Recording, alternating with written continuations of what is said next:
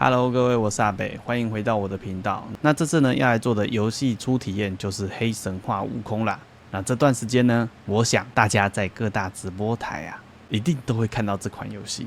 那我自己啊，也有玩了一下。那游戏呢，是以体验5小时的经验啊来诉说。影片上的时候啊，可能大家都已经破关了啦。而先讲一下哦，这是以5小时的体验下来啊。来做的心得啊，所以或许跟其他人可能会有点不一样。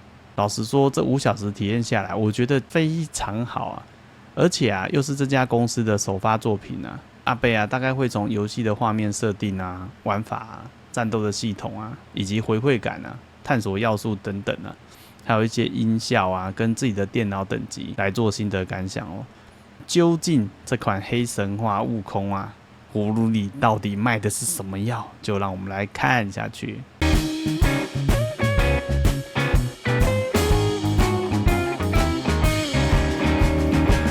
首先啊，在画面的设定部分啊，整个就是满满中国文化的风格啊。游戏的开头呢，就会跟二郎神对决了，而且这个开头动画表现啊，我真的觉得气势磅礴啊，而且毫无冷场。那因为阿贝啊，觉得他们在动画的表现真的不错啊。而目前啊，网络上啊有看到所谓的画面撕裂感啊，我自己是没有察觉到啦，不知道是不是我眼睛老了看不出来。再不然啊，就是最近的显卡有更新驱动程式吧。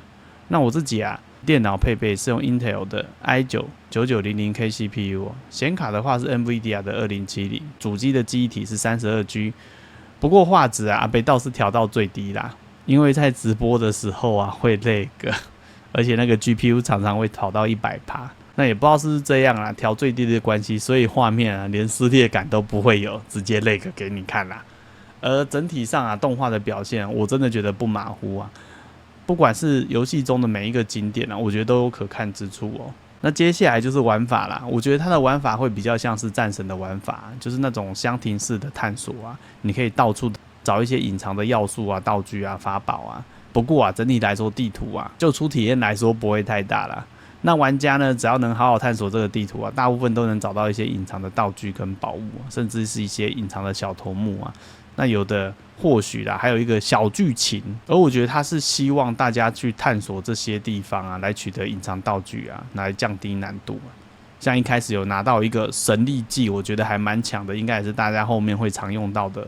那游戏性的难度啊，以我目前初体验下来，我觉得游戏的难度啊还 OK。那到后面啊，会难度感觉会有一点提升啊。我觉得像这个新手教官大头佛啊，就是大家会开始感受到有一点难度的时候啦。而我自己啊，比较喜欢用轻棍的连续攻击。虽然游戏啊有所谓的格挡反击的棍法，但是我自己实际上用下，我觉得不好用，可能是前期的关系，为了让新手上手系统啊，所以前面啊，其实我也是用轻攻击比较多。而重攻击的话呢，我自己觉得速度真的太慢了。你要先按下重攻击的按钮啊，然后它才会进入重攻击的状态。可是到放的时候，大概要2秒才会打出来。那我自己比较推荐的话啦，我会直接跳起来按重攻击按钮，会比较好用一点。那它也会把所有的棍式能量一次打下去，伤害还算不错。而第一次直播玩的时候，感觉会真的比较像是新手教学的篇章。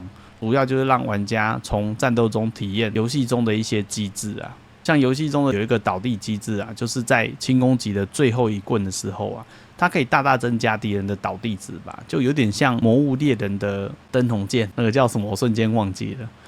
然后通常打到一定程度的时候啊，它会先踉跄一下，然后再倒地，而倒地的时候呢，就是任你处置的时候啦。当然是把它打爆啊，不然要干嘛？不过要注意的是啊，左下角的这个气力值啊，在普通攻击的时候没有气力的话，就没办法用最后一棍哦。而除了这些攻击之外啊，游戏中啊也有所谓的法术啊、化身技啊跟神力的特殊技能啊。那简单来说啊，就是魔法啦。然后化身技就有点像是人王使用妖怪的技能用法。那神力呢，我个人觉得会有点像是开无双的功能。它就有点像是变了一个替身，然后你可以用这个替身在限制的时间内来攻击。那基本上呢，只要血量啊没有扣完啊，或是神力没有扣完，你就可以用这个角色来继续战斗。不过啊，每次攻击啊，那个神力啊就会慢慢的往后扣，往后扣这样，或是你有放什么特殊大绝，那神力会扣比较快。但我觉得这个打法还不错啦，你可以自己善用一下这个技能。然后通常啊，这个用完之后啊，只要 CD 一到就可以再开了。那也因为这些设定啊，我是觉得游戏难度应该不会到太高啦。我应该不会玩一玩之后，下一秒就打我自己的脸了吧？最有趣的事情啊，就是每一个招式啊，其实它都有所谓的技能点数可以提升哦。而且这些点数随时都可以重置，我真的觉得这个设计真的是太棒了。因为啊，现在大部分很多游戏啊要重置点数啊，都会需要额外的花费啦，你可能要拿到一些关键道具啊，或者是到某些章节之后才可以使用啊。那它这个啊，在初期就可以这样用了，我觉得这样的设定啊，非常的贴心，让玩家可以随时改变策略啦。而实际上呢，在玩家跟敌人对战啊，我觉得它有点像是难度稍微高一点的动作游戏那样啦。那每只妖怪啊都有各自的套路，而且在一开始玩的时候啊，我觉得小地图是不是常常都有很多小 BOSS 的类型，几率还蛮大的。那也有可能是刚开始玩的时候啊，他希望可能把地图设计的丰富一点吧。那不知道后面会不会变少？那当然，快慢刀肯定是一定要有的啊。如果有熟悉玩动作游戏的玩家，应该很快就上手了啦。那基本上呢，只要善用法术啊、妖怪技啊，还有神力啊，很多怪物都可以轻松打赢吧。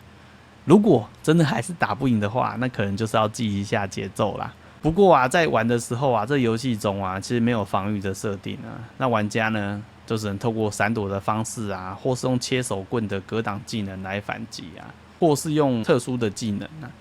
那目前玩下来，我个人觉得闪躲会比较好用一些，而且它的判定啊，其实没有到很严格，应该是非常容易闪躲才对。而游戏啊，也有一些道具的设定啊，类似那些什么强化属性的能力之类的啊。什么加攻击力啊、加防啊、降低伤害啊。不过那些道具一开始的购买数量是有限制的啊，所以得用且珍惜。那我自己觉得到后面应该有一个可以制作的地方，或是一个角色啦才对，不然这样真的舍不得用。而装备的部分啊，我会觉得比较像战神一点啊，大概就是你在打完某些怪的时候啊，可以做一些装备出来，那甚至还有套装的效果都会列在上面。那我自己看下来是这样啦，那很多流派应该也会这样产生。不过啦，就套装上的那个防御力，我自己看一下这个数值啊，老实说在初期不知道会不会太弱了，或者啦到后面啊有类似铁匠啊，可以让这些装备的防御力提升也不一定啦。毕竟游戏类型很像，应该都有一些借鉴吧。那游戏中的一些文本是稍微让我困惑的地方吧，因为游戏中有一些文本的说明啊，就是看起来就是有点文言文。就是你看得懂，但是要大概想一下，因为老实说，有些文言文它就算翻成英文，我也不知道它会不会翻得比较直白一点，或者是文言文或者俚语的形式翻出来，这个就不一样了。而游戏啊，有几个缺点的地方啊，例如说空气墙应该是大部分玩家反映的啦，那我自己也有碰到啦。那空气墙的部分啊，可能就是探索中最严重的地方吧，因为游戏中啊有很多看起来可以去的地方，但是不能去，没有特别标示。也没有用游戏中的模组做区隔，所以我自己啊在体验上会觉得怪怪的啦。那不知道是不是游戏厂商公司可能是要隐藏一些关键地点啊，所以让玩家没有那么好探索，才有这种设定吧。不过我觉得啦，可以用个什么类似镜子的符号啊，让玩家比较容易马上了解哦，原来这条路不能走，会比较直观啊。只是啊，我自己觉得在地图这个设定之下，好像有点可惜啦。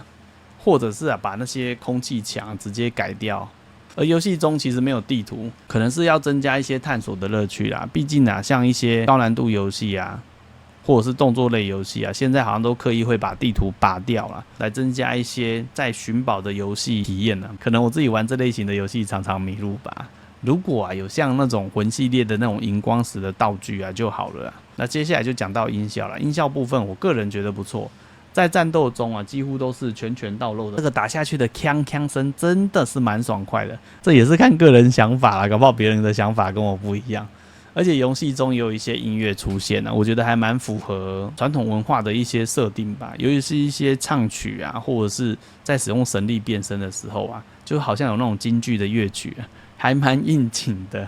那以上啊，综合所有的观点来看啊，我自己觉得黑神话悟空真的是不错玩，老实说还蛮便宜的 ，Steam 版本啊只要1280块啊。